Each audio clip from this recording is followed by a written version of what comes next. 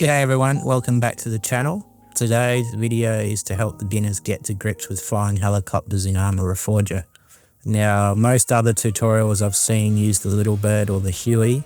We won't be, we'll be using the MI8, and the reason for that is because it's so large and sluggish, it forces you to think ahead. So if you can wrangle this beast, then flying the other helicopters will be a breeze. A quick disclaimer, there will be no Tony Hawk Pro Pilot flips in this one. One, because I can't do them, and two, because best case, as a beginner you'll kill yourself, worst case, you'll kill your teammates as well. To set up, you'll need to start a Game Master session. On the main menu, scroll across to Game Master Everon and select it to start. Shift your camera all the way to the airport at the northern end of the island, open the Entity Browser and spawn in an MI8. Create a player character next to the helicopter, walk up to the side door and get in.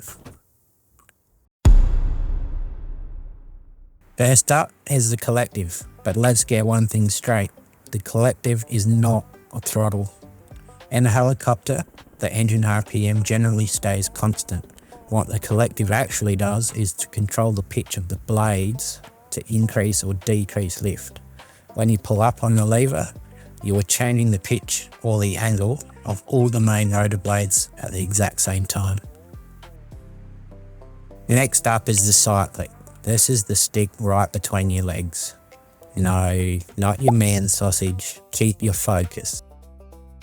The Cyclic rotates the rotor disc so that the helicopter pitches forward if you push the stick forward, pitches back if you pull it back, it rolls left if you shift it left, and you guessed it, it rolls right if you shift it right. Finally, we have the anti-torque pedals. You might be tempted to call it a rudder, but this isn't an aeroplane. As the engine spins the main rotor in one direction, the helicopter itself will want to rotate in the opposite direction.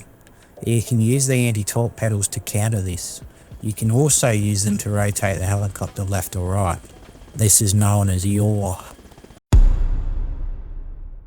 Enough boring stuff, time to fire it up. In this video, I'll assume you're using default control settings, so hold R on your keyboard to start the engine. This is triangle on PlayStation or the Y button on Xbox.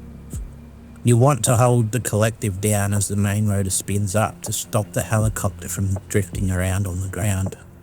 You'll notice in the bottom left of the screen I have my controller overlay, so hopefully it helps you to make sense of what's going on. To take off, gently push the collective up. The helicopter will begin to rise off the ground. Use small yaw and cyclic inputs to keep it as straight and level as possible. Use the artificial horizon gauge to assist. The artificial horizon shows the helicopter's position relative to the Earth. This horizontal white line represents the horizon. The vertical ladder shows the pitch of the nose in degrees. The lightly coloured top half represents positive pitch, the dark lower half represents negative pitch, and lastly, in the lower half of the black surround there are more numbers that represent degrees of roll, 0, 15, 30, 45, so on.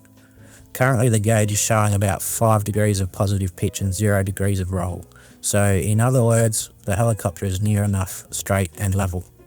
The next gauge you're going to want to keep an eye on is the VSI, or vertical speed indicator. This will tell you at a glance how quickly the helicopter is ascending, descending, or whether it is flying level. When the helicopter is neither climbing nor descending, the needle will sit in the 0 position, as it is now. If the helicopter begins to climb, the needle will move upward. If the helicopter is losing altitude, it will move downward. Simple stuff. The numbers represent meters per second, but in American helicopters, this will be in feet per minute. Bring the helicopter up to a decent height. Try to keep it steadily in position for a while without using the auto hover. Practice glancing at your gauges. Modulate your collective to keep the VSI gauge around 0. The light towers at the airport act as a good reference to anchor yourself to. Take your time, practice this for as long as you need to. Once done with that little exercise, use a bit of right yaw input on the left stick to turn the helicopter to face towards the northern end of the runway. You might need to use a little bit of left and right input on the Cyclic, the right stick, to stop the helicopter from rolling. Next, we're going to try and fly the helicopter out to sea towards the north, do a 180-degree turn, align ourselves with the runway, and then fly straight down the centre of it. Once you're happy that you're pointed in the right direction, pitch the nose down by about 10 degrees to get a bit of forward momentum. As the nose drops, you'll also notice that the VSI will start to drop too. Counter this with a bit of upward collective. Again, try to keep the needle near zero. Tip the nose further forward to get going a bit faster. Maintain altitude with more collective. At some point though, maximum upward collective will not be enough to stop you from losing altitude. Pulling the nose back upwards is your only option to maintain a level flight. Start the turn by rolling the helicopter about 45 degrees to the left or right, and then pull back on the Cyclic to tighten the turn. If you can manage it, try to keep the VSI around zero, but don't stress if it's all too much. It will come with practice. Keep coordinating those controls to maintain your altitude and steer the Soviet beast back towards the airport. Try to align yourself as best you can with the center line of the runway. You want to be roughly aligned and flying in the right direction before you reach the runway threshold. And then, as you fly down the center line, only concentrate on keeping that VSI at zero.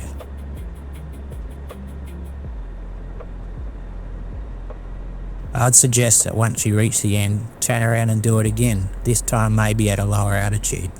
But to keep things ticking along, we're going to move on. Say you survive forward flight, but now we've got to stop. The obvious thing to do would be to yank back on the Cyclic to put the nose up, and you wouldn't be wrong.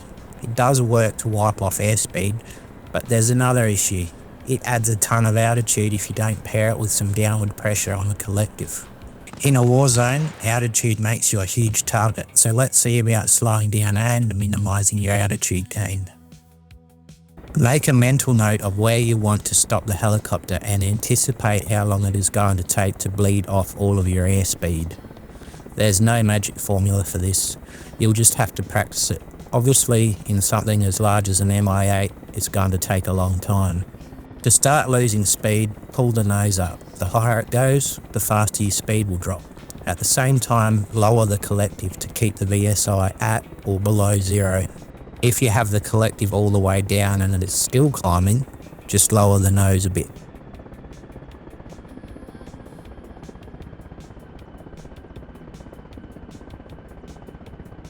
The other method is to use a hook turn. This is a little tricky in the Mi-8, but again, make a mental note of where you want to stop, fly wide of it at full speed.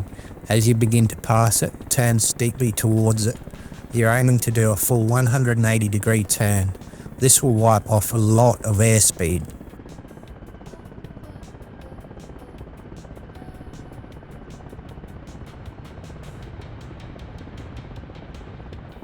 Now that you've got your head around using the VSI, artificial horizon, and how to get rid of airspeed, landing should become naturally easier. The key to consistent, safe landings is not to slam the helicopter into the ground too fast. Be aware of how big the helicopter is and where the rotors are, especially the tail.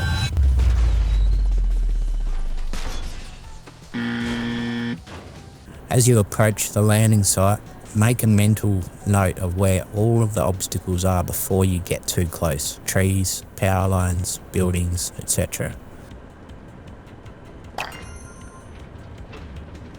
Visualize your approach. If things start going pear-shaped, abandon it, get clear, and start again.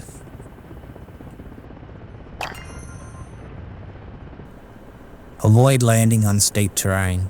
If you must drop troops off, try touching your nose wheel down and keeping the helicopter straight and level.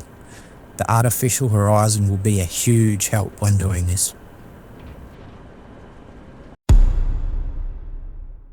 So by now I've given you enough information to fly any of the helicopters in Arma Reforger in theory. The rest of it will come from practice.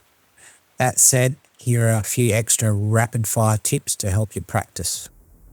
Leave the parking brake engaged in the MIA. Don't practice in third person. Don't rely on auto hover. The weaponised versions of the MI8 and the Huey have gun sights that can be toggled by pressing your right stick or middle mouse button on PC. If you've accidentally screwed up your view, reset it by tapping Alt on PC or RB on your controller. Practice intentionally. For example, try to follow the coastline as closely as possible. Another good exercise is to try and follow along above a road as low as possible. This is especially fun in the MH6.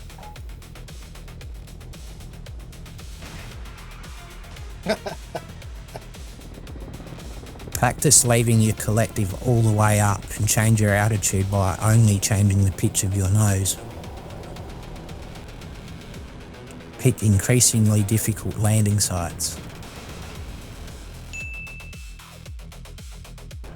If you have to get out of the helicopter with the engine still running, make sure you continue to hold the collective all the way down as you exit.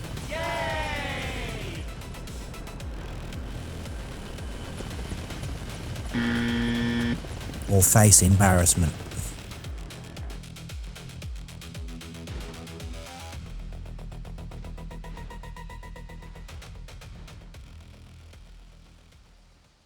This video was intended to be a quick intro to flying, but soon turned into more of a lecture, so congratulations getting to the end.